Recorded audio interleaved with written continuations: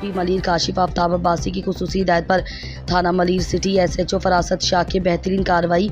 गुटखा मावा फरोशों के खिलाफ क्रैकडाउन। मलिर सिटी पुलिस की कामयाब कार्रवाई।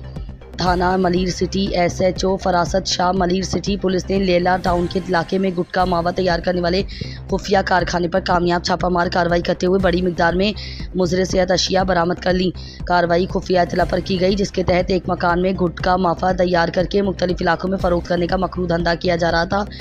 पुलिस ने मौके से 380 किलोग्राम से ज़ायद छालिया, 60 किलो से ज़ायद तैयारशुदा गुटखा मावा, पत्ती, चूना, खत्ता, मुख्तलिफ केमिकल और गुटखा बनाने वाली मशीन कब्जे में ले ली। पुलिस के मुताबिक नामालूम मुल्ज़िमान नौजवान नस्ल को नशे और बीमारियों की तरफ ढकेलने वाला ये गैर कानूनी कारोबार खुफिया तौर पर चला रहे थे। मलिर सिटी पुलिस की जानिब से नामालूम मुल्ज़िमान गिरफ्तारी के लिए मुख्तलिफ मुकामात पर छापे मारे जा रहे हैं। पुलिस ने वाक़े का मुकदमा दर्ज करके मज़ीद कानूनी कार्रवाई का आगाज़ कर दिया है। एसएसपी मलिर काशिफ आफ्ताब अब्बासी।